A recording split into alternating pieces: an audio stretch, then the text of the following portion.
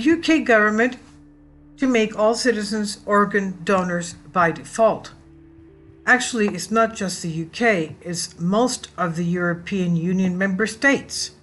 It seems to be dictated to them that this has to be done.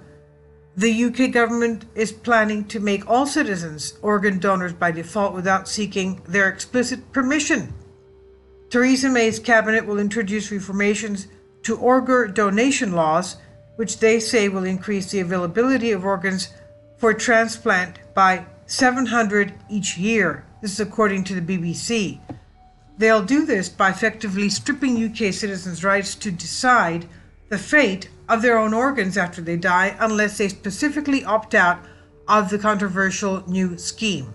This is the way it is in a lot of the European Union member states. You have to go to a notary public and declare that you don't want your body tampered with after your death. Breitbart reports the legislation is expected to be brought before the House of Commons when MPs return from recess in autumn, and if Parliament approves the organ donation law, it will come into effect in England by spring of 2020. Currently, Wales already operates such a system. Scotland is looking to introduce a similar scheme, and Northern Ireland is also considering it. The law will mean that unless a person has expressed a wish to not donate their organs, doctors will presume the dead person is a donor.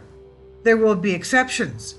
Children under 18, those with diminished mental capacities, and foreigners who have been in the country less than 12 months, and relatives can still override the presumed consent if the donor has relatives in the first place to object. Those who do want to opt out will be able to do so by using a National Health Service (NHS) application to be launched at the end of the year.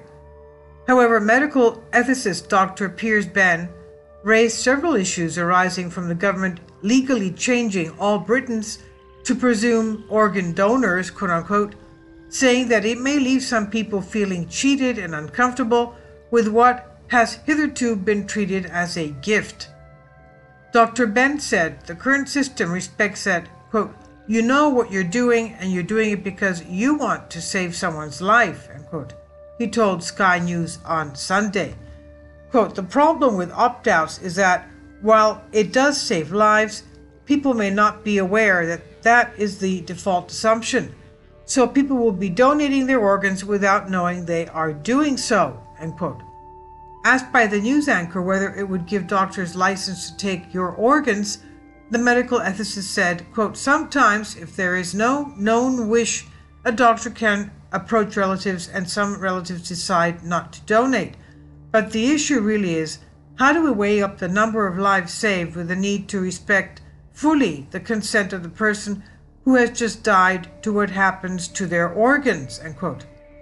Recognizing that the 700 additional organs would be available every year under the new system by virtue of being taken by the deceased who may not have expressed a wish to donate when alive, Dr. Ben observed that, quote, there is something lost in this system. I don't say this solves the issue completely, as it removes that you know what you're doing and you're giving. After all, no one has an obligation to save strangers' lives, end quote.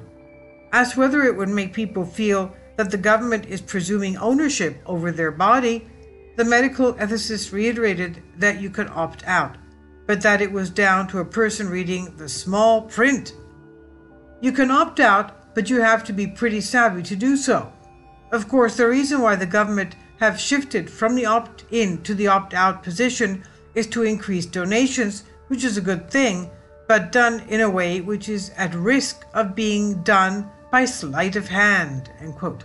This by Sean Adeltabatabai on your Newswire.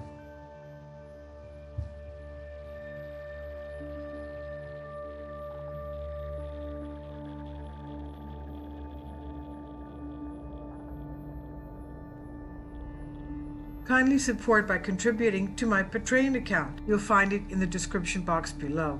Thank you.